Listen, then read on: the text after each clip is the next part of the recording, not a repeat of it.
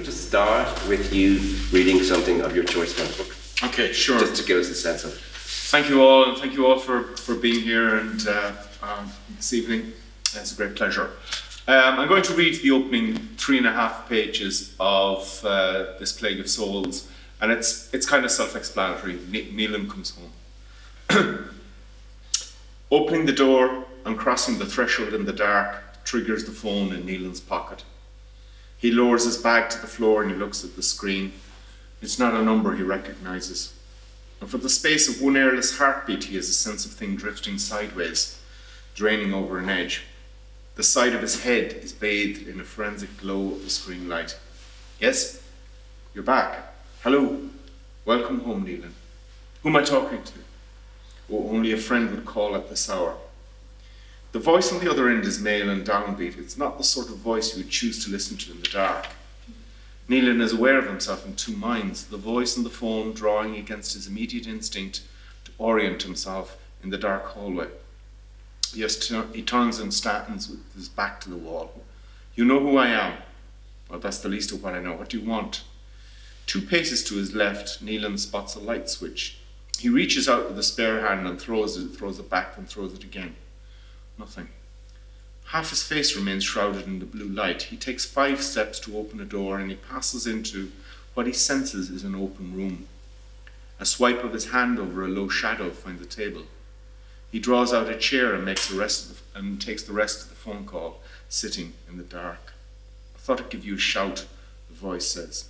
You have the wrong number. I don't think so. I'm going to hang up. No, there's no rush. Goodbye. We should meet up. No. Not tonight, no. You're just in the door, you need some rest. We don't have anything to talk about. I wouldn't be so sure. I am. In a day or so, when you're settled. No, not then, not ever. We'll talk again. One last thing.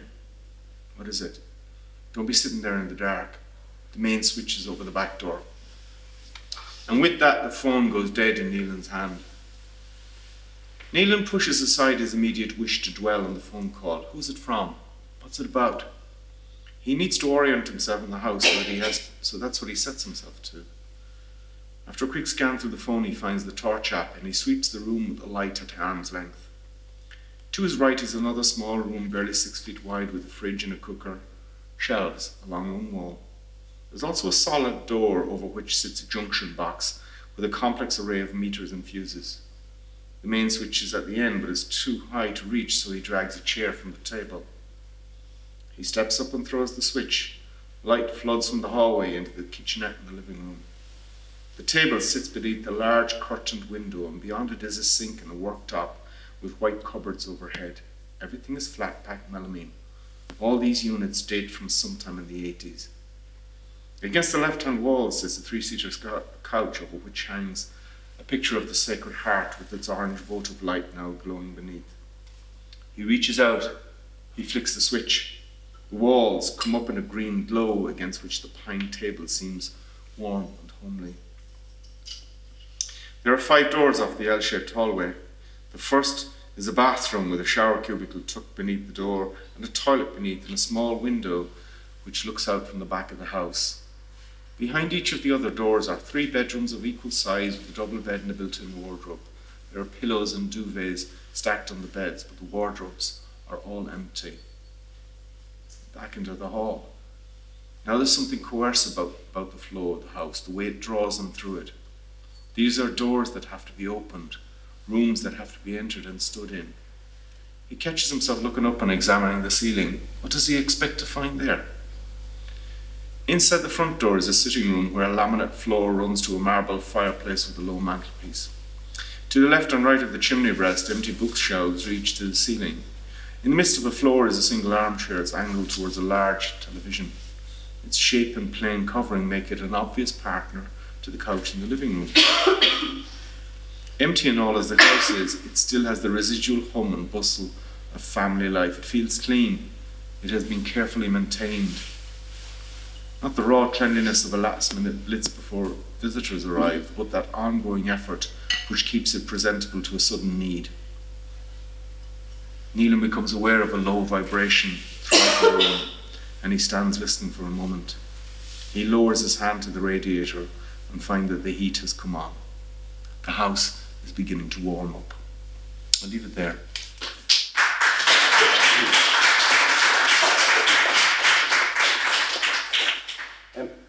I'm aware of two things happening there.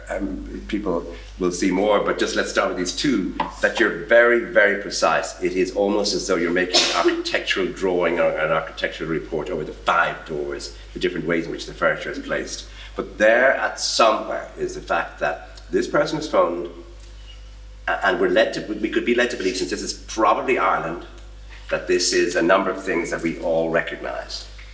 And so we think we're in a comfortable space. Someone has arrived in what's called a safe house. Yeah. In the middle of nowhere, there's a phone call coming from someone who has something on that person. And so you are setting up a sort of, in a very precise way, you know, with the architectural drawings, but with the mystery man, it's also as though you're trying to do one more thing here to suggest this isn't what you think. Don't, please, the reader, think we're in a Provo house or we're in a gangland house. No, and you're very right about making an architectural drawing. At one stage in the editorial process, I had myself tripped up about where he had gone, and I actually had to draw a map of it for myself to clarify one paragraph in one of those pages that I had read. But it's definite, you know, it's definitely a home, whether it's a safe home or not. It's not something I'm fully au fait with. It's a home that he is returning to. It is now crucially changed from the house he left, even though it's recognizable to him, and it is a home that is denuded of his wife and child, or so he believes. And there is this phone call. The moment he crosses the threshold, his phone goes. I don't know, is there any causal connection between those two things? If he didn't cross the threshold, would the phone go? I don't know. If he'd stayed outside the door, would the phone go? I don't know. But he does cross the threshold, and the phone goes as he crosses the threshold. And then there is this man who seems to have this strange reach. He says, don't be sitting there in the dark. You know, how does he know that? I don't know how he knows that. So there's so many things that I don't know about this book. And then there is this thing where he says that this architecture of the house, that there's something about it draws him through the house, that there is something coercive in the flow of the house, that it pulls and draws him through the house. These are rooms that have to be entered. These are doors that have to be opened. Do you know what it was? I opened the file. The files on this go back to in my computer. I'm still at the stage. You know this, but it takes months to tidy up after a book of that, and to clean up your room, to clean up your computer and everything. And I noticed that the first files with this Plague of Soul on it were opened up in 2012. Okay, so that's what, over a decade ago, and I was 46 or 47 or something like that when I would have started this, and I was actually a young 46, 47. I was still of an age to have played video games and things like that. And Colin Barrett was dead right. You know, it was him. We asked him for an encomium, and he's one of the people who got back straight away, and he said, a singular writer, it feels like wandering through the beautifully rendered yet hauntingly empty levels of some utterly compelling video game. I wrote the beginnings of this, and that's what it means. There's something coercive about the architecture. If you play certain video games, you have to open doors. Doors in real life, you can leave them or not. But doors in video games, you have to open them, and halls you have to go through. So there was, and I completely forgotten this. Except over a year ago. You know, this book is written under many signs, and one of them was written under the signs of kind of video games. And I'd completely forgotten about this until I read from this over a year ago in Kenny's, and I read those exact pages in Galway, and a woman came up to me. Her name is Brenda Romero, and Brenda Romero is a legend in the game design community. She's a Hall of Fame BAFTA winning game designer, and she says, that's a video game. that's what you've done there. Is that's the opening of a video game? And I said, oh, that crossing the threshold, phone going off. I said, I didn't know that, Brenda, but there you go. So I'm not being facetious, but there may be people among us here, including myself, who would like you to tell us exactly, not what is a video game, but in what way would your watching a video game move into that sort of mixture of the uncanny and the architectural? Because that's it. Look, it doesn't matter if it's video games or albums or movies. I'm always watching them with, how do I turn this into a novel? How do I turn this into fiction? My wife is a painter, we go to galleries, and I'm always looking at a painting and I'm thinking, how do I turn this into fiction? Even a box of cornflakes on the table in front of me, I'm reading the back of it and I'm thinking, how do I turn this into fiction? Everything becomes part of this fiction writing process. And there was this time in my life when I sat among men of my own age and generation, and we played video games, like particularly very spooky video games like Silent Hill. Particularly Silent Hill was a kind of a horror video game, and the opening and the closing of doors and the moving up and down through corridors, there was lots of spook starts in it, but the architecture of itself was an event in itself. So that's the beginning of the book, and I didn't know this until I spent 10 years now with this book, and I did not know how closely it echoes the opening of Solar Bones. Here's another man returned to his house. A bell goes off. It was the Angelus bell in Solar Bones. This bell is the phone, and this bell is his phone. He's wandering around. He's looking. The exact same opening. It never, and I was completely kind of deaf and blind to it and that, but that's me, there's a lot I don't know about my own work and that's fine. Solar Bones is filled with presences. In other words, that when he goes home, there's someone there. When, for example, they're pouring concrete into the foundations of a school building, it is concrete, and you realize it is a day, and every single thing that is happening stands for itself. It may have resonance sort of rhythmically, but not in any other way. And what I wondered was that, having done that in such detail, I mean, he is, after all, he's an engineer, you're a protagonist.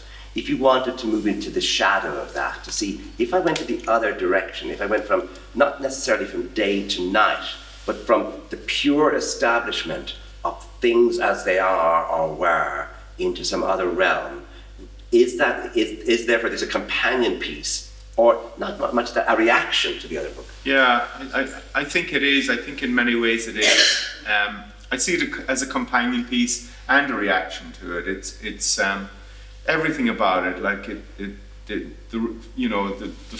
first thing everyone comments about on Solar Bones is the complete uninterrupted unspooling of it, and that this is written to much more shorter and clipped rhythms than that. For me, I've always thought that Solar Bones was bathed in sunlight, and that this is a much more gloomier proposition, much more darkened and somber proposition. It is much more. I saw this as a piece of noir. I saw this as in portrait, where the other piece was landscape. I saw this as the middle part of a triptych, where Solar Bones is a portrait piece, and this is the black vertical portrait. And I'm going to return to, to something. I have a third piece to do on it, and that I call it a triptych. It's not a trilogy in the sense that it's going to be that there's a running narrative running through it, but it's a meditation, a three-part meditation on building the world, men who try to build the world, or the possibilities of building a world. In Marcus Conway, with an engineer, and he really did build the world. He built roads, and he built houses, and he built libraries and hospitals and schools and all sorts of stuff like that. And he also built a family, and that seems to me to be the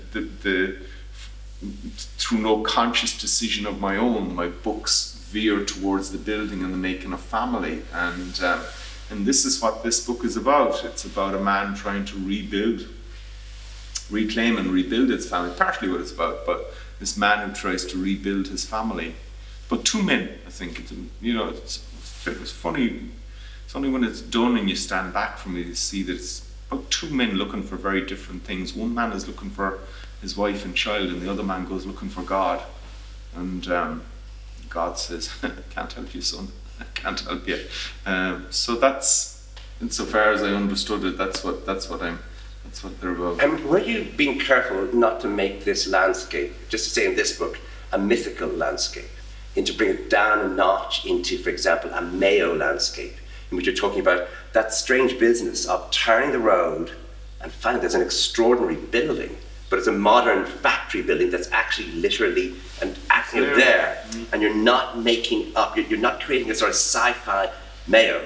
You're actually in modern Mayo, which Mayo is much bigger than it should be. Yeah. Let's start with that idea. And some of the roads seem not to be leading where they should be going. Yeah. And there's no crossroads you can find. In other words, you're dealing with, in both books, it's there in Solar Bones as well, that idea of the long road, the long night. Yeah. And yet you're in a real Mayo. Landscape is hugely important to me. I live in I come from the bottom of Mayo, South Mayo, which is hilly, which is rocky and hilly, and I lived for a time right under Croagh, our national pilgrimage mountain, and quite literally I used to open the back door and keep walking to go up Croagh. Quite literally throw the door open and just keep walking in a straight line used to bring me up to the top of Croagh. So that's South Mayo, where I spend the greater part of my childhood. But I spent a very important part of my infancy up in North Mayo, where my mother is from, and that's really sandy and flat and kind of denuded. There's no broadleaf trees up there, for instance. The rocks are round. The whole place has been weathered by the sea and that, and it was. So I used to journey up and down to that, and I went through places like Ballycroy and Bangareras and places like that. And they are seriously, that's the real Wild West. You can forget about Donegal and Clare and Connemara and that. You take out a map of Mayo and draw a vertical line from Crossmolina, and west of Crossmolina and north of Newport. And that's the real Wild West. It's an extraordinary place, and that's my mother's part of the world and that was hugely influential on me. But it's an idea of Mayo, Colm. It's an idea of Mayo as well, Colm. Mayo gives itself to people talk about Sligo Gothic or I don't know what else, but Mayo, our idiom is hysterics. It has to be, and I say this because I've asked Mayo why there are so many penitential shrines in Mayo. I lived under Croagh. We seem to see the need to go on pilgrims, and then there's Knock up the road from us, and then there's the prayer house in Achill, and we seem to see ourselves as especially in need of penance. And in my time, two men have given their lives for the Republican cause, have starved themselves, have gone on hunger strike. Just tell us about that. Yeah. Well, a third one, in peacetime, it'll come to me, I always forget it, but in the 1950s, an Irish Mayo man starved himself to death, went on hunger strike for the Republican cause in the 1950s. I think he died in the Curragh, I'm not too sure. But in the 1970s, Frank Stagg and Michael Gaughan, they went on hunger strike in, I think, one in Pentonville prison and the other, and they died, and their bodies had to be repatriated to Ireland because I think the repatriation of Frank Stagg is almost surreal, isn't it? The body was dug up the night after he was buried, after the Garda presence was lifted around his grave, was dug up by the Republicans and was replanted again. And what other county benefited so little from the Republican cause than Mayo? You'd be hard pressed to find it. And then right out the back door from me, right over the hills, there's a place called Drummond. And one of the last things that Pope John Paul II did was he granted a license to a woman to be a licensed hermit. He dusted down some medieval license. That's a fact. You couldn't make this up. And she had the whole wide world in which to become a hermit. And she chose Mayo. You see Maura Harrington. Maura Harrington a couple of years ago went on hunger strike for a cause. So I don't know why we do that. You can go back to the 19th century and see someone like Nangle and look at his ministry in Achill and see the prayer house in Achill. All of a sudden a housewife starts speaking in tongues and preaching on the book of the Apocalypse, and that on and on it goes. This millenarian end of time thing that goes on in Mayo. I'm not making it up. But this is an idea of Mayo that strikes me. It's interesting to hear you talk like that and emphasise that. I mean, it's in the book, but when you're writing, you don't allow that sort of, say, anything anecdotal to enter in. There's an enormous control, there's an enormous restraint, but also your books, this book and Solar Bones, are written in style. I mean, it's the style that seems to me to interest you most. I mean, yes, Mayo, yes, video games, but actually there's something you're doing when you're working, which is not, I'm trying to tell you what Mayo was really like. There's no, I'm going to give you a sentence that's going to somehow enter your nervous system without you quite being sure where that's coming from. Sorry, I should ask you a question. Is this true? Yes, it is. I'm a great believer in the sentence. But I do believe actually that the book governs the sentence rather than the sentence governing the book. I will go in search of the book, and the book will come back and tell me about the sentence.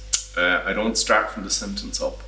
I know that people like Zadie Smith and that generation of writers in England were, almost made a kind of fetish about the importance of the sentence. I have great belief in the beauty of sentences, particularly the accuracy of sentences as well, because insofar as I have a training, it's in philosophy. And I encountered philosophy, and Descartes was my first encounter with philosophy.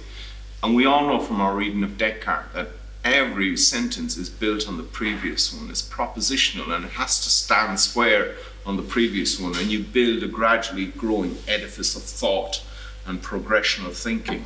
And that was a hugely enabling model. I tried to get away from that, and that was a hugely enabling model when I started out in sentence writing.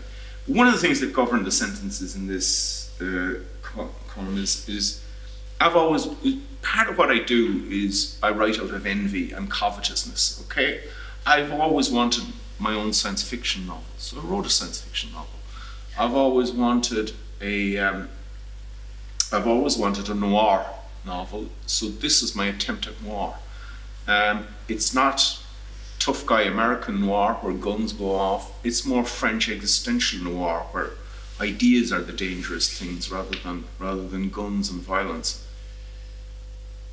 But noir demands a certain rhythm and a certain type of sentence, a certain shading and colour. And in that sense, that doubles back and that governs the sentence and the style.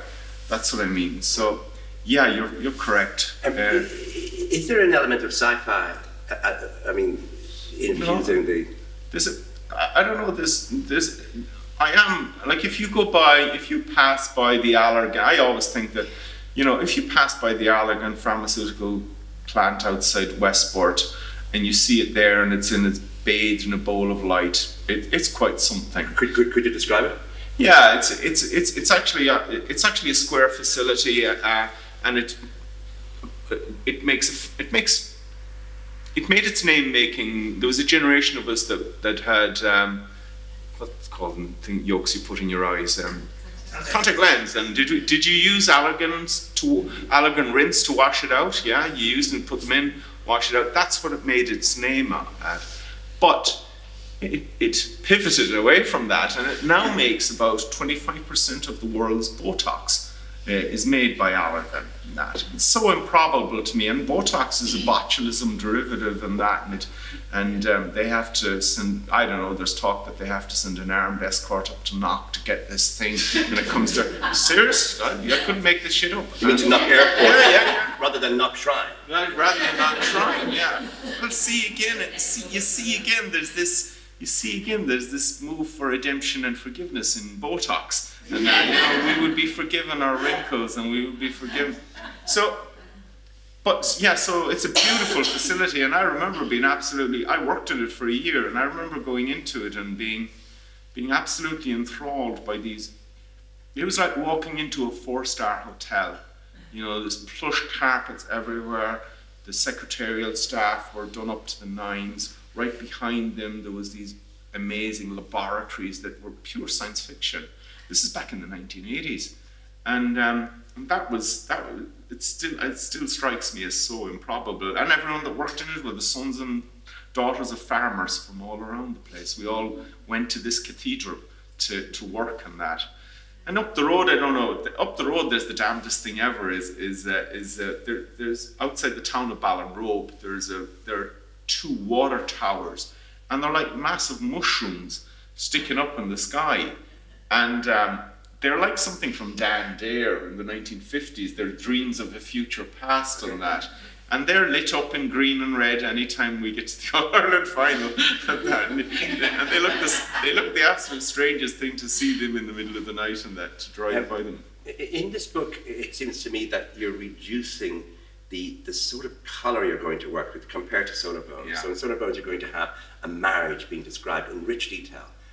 Being a father to a daughter, being a father to a son who's away, the phone calls, being a son, and being someone who works, has a job that matters. So just say that you decide, why don't I take all that out? Why don't I have an empty house?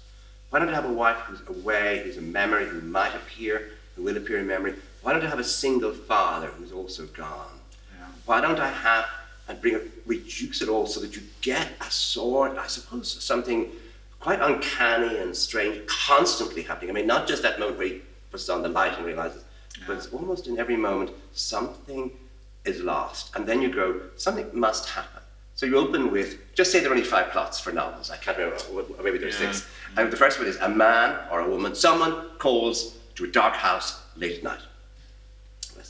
But then you go, somebody makes a journey across a country in search of something. Yeah. And so you're working with those elemental images or elemental structures for I think to get, I suppose, a sort of level of expression that's very serious and in a way unadorned. Yeah, it would have been chiseled back prose, chiseled back circumstances. It's a novel. Again, if you set yourself the task of writing a piece of noir, you are constraining yourself, and that's what I wanted. I wanted a sudden book. I wanted a sudden book that would come up on you and give you a clip on the ear and pass you by and leave a black watermark on your soul. It's slightly longer than I would have wished. I was a bit taken aback that it ballooned out to 170 pages. I thought actually it was going to come in around 150. I shore away as much circumstance as I could out of it in that. And that was an attempt at clipped sharp rhythms, at something possibly inhospitable on that would speak to his loss and that would speak to his search to find his family, find his woman, his wife, his woman and his child. Definitely a different palette of colours, very definitely a different palette of colours, right out near the gloomier end, all right, yeah. I'm taking noir to mean the soul or the individual alone in a landscape which is either inhospitable or it's night. Yeah. And that something or other has occurred that may not be named, but that has frightened is too big a word almost, but has unsettled the entire street, the world, the figure, and that therefore the novel would proceed from that moment. It doesn't mean something has to happen. No. So what I'm wondering here is, can you tell me, since just take what I've said as reasonably, but I have no idea what sci-fi is. And I wonder if I'm alone as being one of those literary readers who just stuck to what I did, and I don't think I've ever, so could you help, help us with sci-fi, what is it? The sci-fi that I love is the let's put it this way. I love machines, okay? I love machines and technology, and I have a belief that they're one of the glories of mankind's projects is our machines and our technology. And I also think there's a spiritual element to them. I think that the better angels of us are as visible in our machines as they are in our poetry and in our music, our song and dance. And therefore I see the good in them. But what I'm really interested in is how they interact with what it is to be human. I'm really interested in the way that we make our machines and we send them out into the world, and our machines turn around and they remake us. That's what I'm interested in, and that's me. What all my science fiction is about. I was asked to write a couple of years ago. I was asked to write a piece on.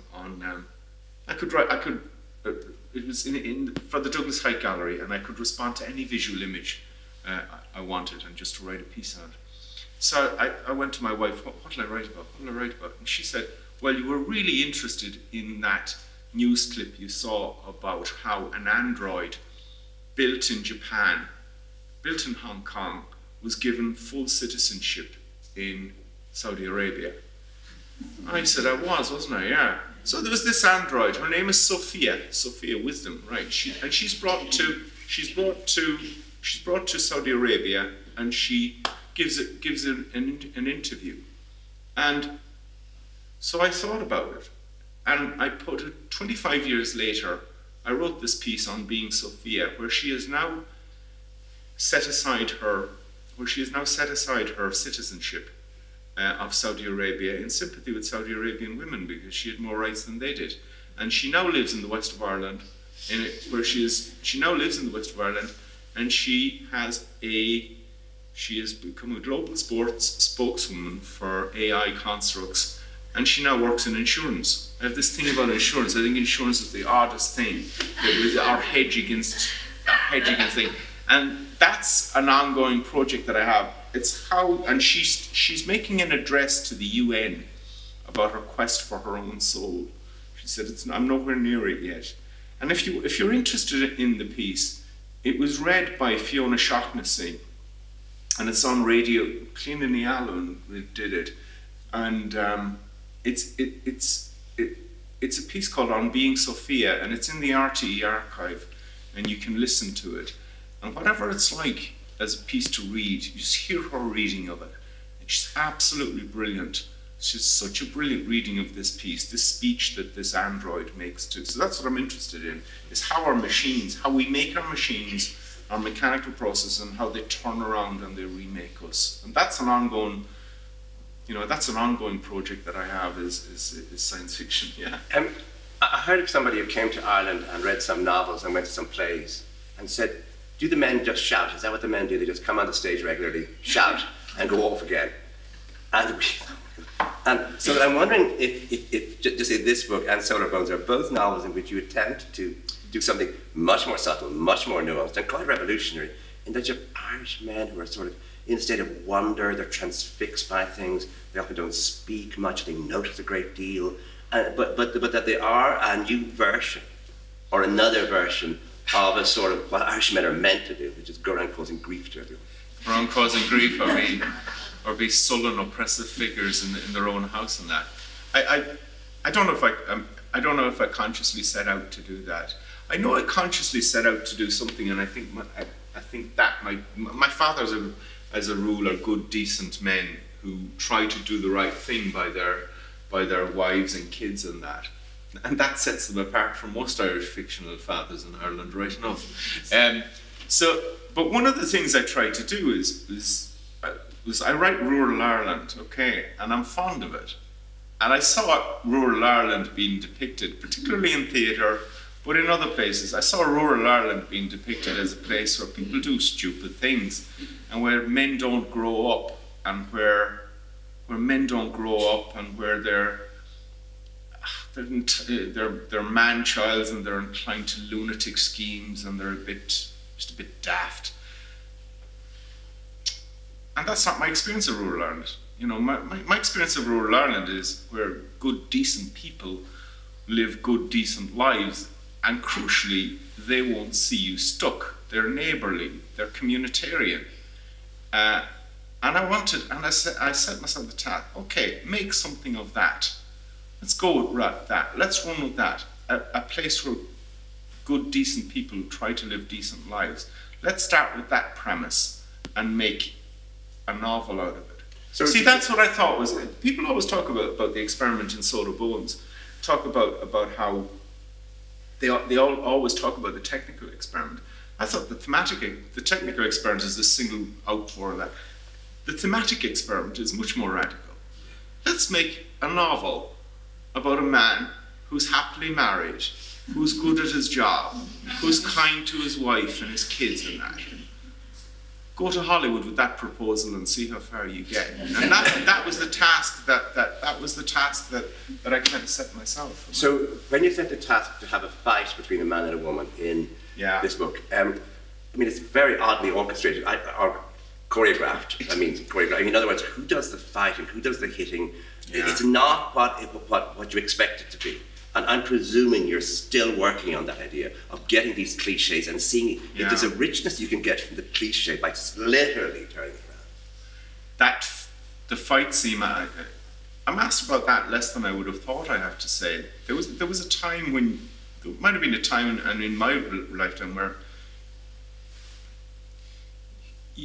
you'd have been less cautious about approaching a theme like that, but the world has moved on from being blasé about that sort of thing. So now I had this fight scene, it goes on for 4 or 5 pages, and I handed the book to a man fights a woman, sorry, there's a man fighting a woman. And I handed it to my editors, and my editors are 2 women, Lisa and Sarah. And they talked about this part of the book and that part of the book and the next part of the book. And I said, what about the fight scene? And they said, oh, that's grand, it's fine. We can see the reason for it. And if anything, you know, it's just, as he said, it's boring. No, I didn't say that. I didn't say that. The reason, hold on a minute, because she hits him. Oh, well, you see, and I said, are you okay with it? And she said, and I was particularly interested in what Sarah Goff said, because Sarah is a martial artist. And she said, yeah. And she said, you know, she says, what I loved about fighting, she said, what I really loved about fighting, she was a Thai boxer. She said, what I really loved about fighting was that we took care of each other when we were fighting. We would step away if we saw each other getting distressed, if your equipment became loose or unhinged or something like that, that we actually protected each other, clattered each other, and then took care of each other. And she did not see that as an editorial intervention, but it was exactly, I think that's what I was looking for. And I went back and I just added a couple of sentences into it, because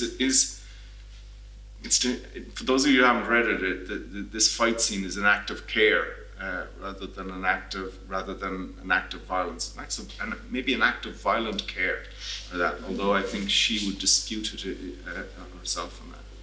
So yeah, it goes on. It's pretty long. There's an image in the book that's very powerful, which is the image of how he protects Alwyn, how he gets her home the first time. You know, the blanket. He speaks of it. I think there's some self-mythologizing really? thing. He's kind of, he sees the princess in the high tower and he rescues her and that. And all right, because you see, I was going to ask you, because it's the only time you get permission, I think, in the book to move into a sort of mythological moment that's like out of Grimm's fairy tales. Yeah. So I sort of wondered. Yeah, I think there is. Could you just tell the audience about the scene? Okay, there's a scene in which he rocks up at her door. He speaks about the origin of getting Alwyn to come west with him, and she says that he abducted her. He says he rescued her. He comes to the door of her house. He busts it open. He goes upstairs. He wraps her up, and she's in the middle of apparently getting high. And we are led to believe that this is an ongoing thing. And he wraps her up in a duvet. And it's heroin. Sorry to interrupt you again, but it's heroin. It is heroin, yeah. And he wraps her up in, he rolls her up in a duvet and wraps her up in masking tape. Takes her down the stairs. He somehow has a cattle prod taped to his own hand, in which he drops 3 or 4 people at the bottom of the stairs, puts her into the back of a car, and drives west with her in the night. She says it was an abduction. He says it was a rescue. They get home and they have this fight because she sees what's going to happen. So she fights herself into exhaustion. They fight each other into exhaustion, not into annihilation, into exhaustion, because it's important that it's a kind of a purging thing, that she will purge this filth out of herself, and she wakes up clean after 2 days of fighting. And you begin in an Irish cottage, which is where a lot of plays have begun, and a lot of novels, and you move it then slowly through, I suppose, mythical space, through real space that is heightened by a sort of almost a filmic way of turning corners in Mayo and seeing these buildings, and then you're moving towards a destination, which is not the Dublin that, I don't think it's a Dublin that's been described like that before. It's a sort of a strange apocalyptic landscape, that dockland with hotels that clearly weren't there last year. Yeah. And something going on in the streets, but it's not anything recognizable from recent politics, from recent history, or from what people are predicting, or except perhaps the third. It's not, and that whole section then where there